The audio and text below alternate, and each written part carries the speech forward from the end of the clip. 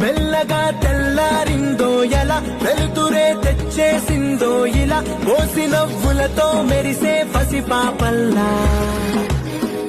చేదతో బావులలో గలగల చెరువులో బాతుల ఈతల కళ చేదుగా ఉన్న వేపను నమిలే వేళ చుట్ట పొగ మంచుల్లో చుట్టాల పిలుపుల్లో మాటలే కలిపేస్తూ మనసారా మమతల్ని పండించి అందించు హృదయంలో